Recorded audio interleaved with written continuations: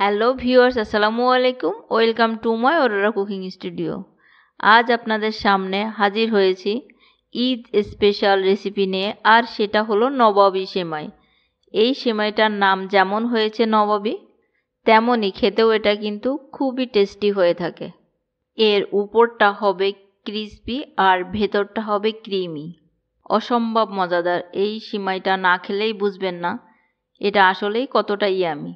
তাই আজ চেষ্টা করেছি সব ছোটোখাটো টিপস অ্যান্ড ট্রিক্সগুলো তুলে ধরার। আশা করি আপনাদের আজকের রেসিপিটা ভালো লাগবে। ভালো লাগলে আমার চ্যানেলটাকে সাবস্ক্রাইব করে বেল আইকনটা প্রেস করবেন। তো চলুন দেখে নেওয়া যাক।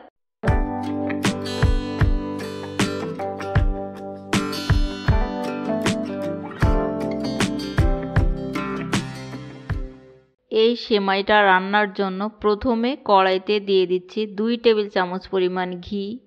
ঘিটা একটু গরম হলে এখানে দিয়ে দিচ্ছি কিছু কিশমিশ, কিছু কাঠবাদাম কুচি ও কিছু কাজু বাদাম কুচি। এখন সবগুলোকে একটু ভেজে নিব।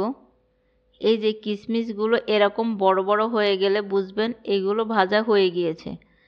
আমি এখন এগুলোকে উঠিয়ে রেখে দিচ্ছি। এই একই কড়াইতে আমি এরকম 200 গ্রামের একটা লাচ্চা সিমার প্যাকেট নিয়ে নিচ্ছি। পুরাটাই নিয়ে নিচ্ছি। সাথে দিয়ে দিচ্ছি 1/3 কাপ পরিমাণ চিনি। চিনিটা আপনারা আপনাদের স্বাদ অনুযায়ী দিবেন। এখন এগুলোকে নেড়ে চেড়ে ভেজে নিব বেশ কিছুক্ষণ। মোটামুটি চিনিটা গলে যাওয়া পর্যন্তই এটাকে ভাজতে হবে। কিছুক্ষণ ভাজার পর দিয়ে দিব 1/2 কাপ পরিমাণ গুঁড়ো দুধ। দুধটা দিয়ে অনবরত নাড়তে হবে, না হলে কিন্তু খুব দ্রুত এটা নিচে লেগে যাবে। নিচে লেগে গেলে কালারটাও নষ্ট হয়ে যাবে। আমার এটা ভাজা হয়ে গিয়েছে। এখন আমি এইগুলোকে একটা পাত্রে নামিয়ে নিচ্ছি। এখন যে পাত্রে আমি এই সিমাইটাকে সেট করব, সেই পাত্রেই প্রথমে অর্ধেকটা সিমাই এভাবে হাত দিয়ে বিছিয়ে নিব। প্রয়োজনে আপনারা এটাকে স্প্যাচুলা দিয়েও এভাবে একটু চেপে চেপে বিছিয়ে নিতে পারেন। এরপর আমি এখানে 1/2 কাপ দুধের সাথে 1/3 কাপ পরিমাণ কর্নফ্লাওয়ার এভাবে গুলিয়ে নিচ্ছি। চাইলে আপনারা এটাকে কাস্টার্ড পাউডার দিয়েও রান্না করতে পারেন, তবে কাস্টার্ড পাউডার না থাকলেও সমস্যা নেই, কারণ কাস্টার্ড পাউডারের মেন ইনগ্রিডিয়েন্টস হলো কর্নফ্লাওয়ার। তাই শুধু কর্নফ্লাওয়ারটা দিয়েও আপনারা এটাকে তৈরি করে নিতে পারেন। এইখানে চুলায় আমি 1 কেজি তরল দুধ জাল করে 1/2 লিটার করে নিয়েছি। দুধটা অনেকটাই ঘন হয়ে গিয়েছে। এখন এখানে দিয়ে দিচ্ছি 1/2 কাপ পরিমাণ গুঁড়ো দুধ, দিয়ে দিচ্ছি 1/3 কাপ পরিমাণ কনডেন্স মিল্ক। মিষ্টিটা আপনারা আপনাদের স্বাদ অনুযায়ী দিবেন। চাইলে এখানে আপনারা চিনিও ইউজ করতে পারেন। সেক্ষেত্রে একটু বেশিক্ষণ জ্বালিয়ে নিতে হবে, কারণ চিনি থেকে একটু পানি বের হয়। এখন সবগুলোকে আমি খুব ভালোভাবে মিশিয়ে নিব। এরপর এখানে দিয়ে দিচ্ছি সেই গুলিয়ে রাখা কর্নফ্লাওয়ারটাকে। এটা দিয়ে এখন সবগুলোকে আবার খুব ভালোভাবে মিশিয়ে নিব। আমি কিন্তু চুলা বন্ধ রাখা অবস্থায় এইগুলো মিশিয়ে নিচ্ছি। এখন এখানে দিয়ে দিচ্ছি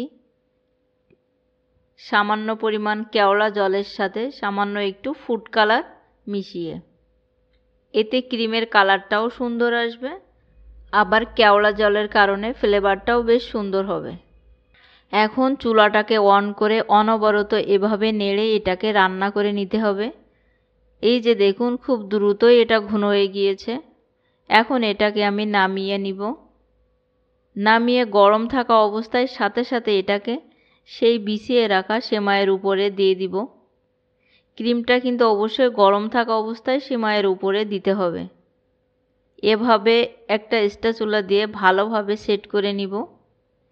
এরপর ক্রিমের উপর আমি দিয়ে দিব বাকি ভেজে রাখা সেমাইগুলোকে।